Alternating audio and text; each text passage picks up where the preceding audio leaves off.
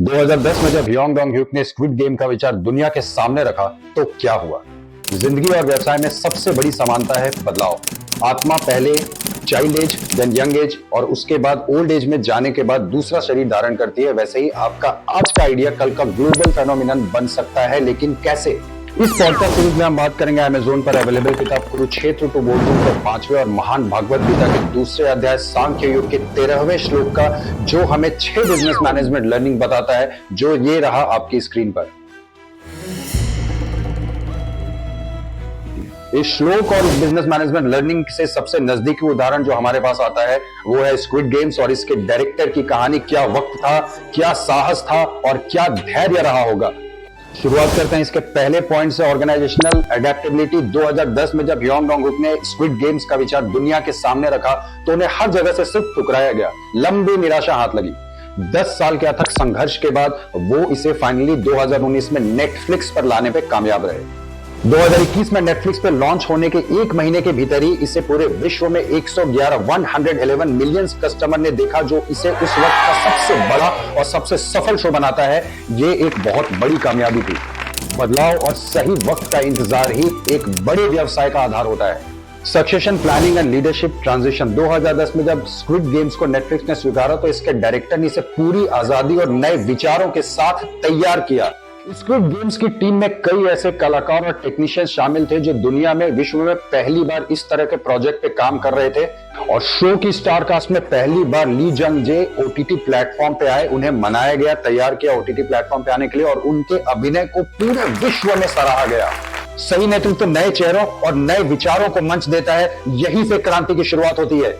Innovation and renewal. Squid games ने launch होने के बाद 200 कंट्रीज में top 10 and more than 94 countries में नंबर 1 की पोजीशन बनाई। इस शो ने अपने यूनिक कॉन्सेप्ट और सामाजिक मुद्दों को मनोरंजन में जोड़कर एक नई शैली प्रस्तुत की। इस शो ने सिर्फ $21.4 मिलियन में अपने प्रोजेक्ट का निर्माण पूरा किया, और जानते हैं इसका रेवेन्यू $900 मिलियन से भी ज्यादा था। छोटे विचार बड़ी क्रांति ला सकते हैं। अगर आपका काम सच्चा और प्रभावी है तो आप सीमित संसाधनों में भी बड़े बड़े काम कर सकते हैं। Employ career development. Yong Dong Hyuk ने अपने व्यक्तिगत चुनौतियों का सामना करते हुए इस प्रोजेक्ट को पूरा किया। उनके पास इतनी ज्यादा आर्थिक तंगी आ चुकी थी कि उन्हें अपने लैपटॉप तक बेचने की नौबत का सामना करना पड़ा, लेकिन उन्होंने हार नहीं मानी। वो निरंतर प्रयास करते रहे। स्क्विड गेम्स के कलाकारों और टेक्नीशियंस को इस शो ने उनके करियर को एक नई ऊंचाइयों तक पहुंचा दिया। योंग खुद 2001 में टाइम्स मैगजीन के टॉप 100 मोस्ट इन्फ्लुएंसिंग इंडिविजुअल में आ चुके थे। जिन्होंने कभी हार नहीं मानी, उनकी कहानियां ही दूसरों को प्रेरणा देती हैं। बिल्डिंग अ resilience corporate culture. Squid games को शुरू से ही आलोचनाओं और सांस्कृतिक चुनौतियों का सामना करना पड़ा। शो के हिंसात्मक विषय और सामाजिक मुद्दों पर भी कई बार सवाल उठे, लेकिन योंग ने और नेटफ्लिक्स ने इस चुनौती को स्वीकारा, और वो कस्टमर के इंटरेस्ट और सेंटिमेंट लेवल को अच्छे से समझ पाए। उसी तरीके से नेटफ्लिक्स पर इस शो को प्रेजेंट भी किया गया।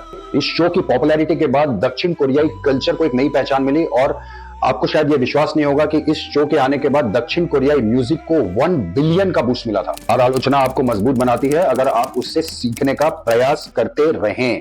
Long term organisational planning. Squid Game का दूसरा सीजन आ चुका है और इसके कामयाबी की कहानी किसी से भी छुपी हुई नहीं है।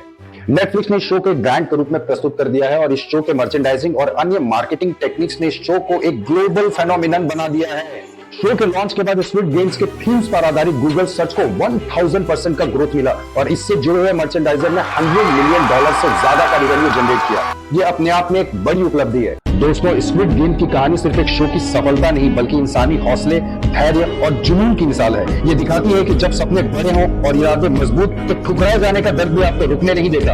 हर संघर्ष के बाद नई रोशनी मिलती है, और हर गिरावट हमें ऊंचा उठने का मौका देती है। जीवन और व्यवसाय में भी हार मानना विकल्प नहीं है, सिर्फ आगे बढ़ना ही हमारी राह है। हर असफलता दरवाजा बंद नहीं करती, बल्कि एक ऐसा रास्ता खोलती है जो आपकी कल्पना से परे है। संघर्ष से घबराए नहीं, क्योंकि जो सबसे गहरे अंधेरे से गुजरता है वही रोशनी को सबसे गहराई से महसूस करता है।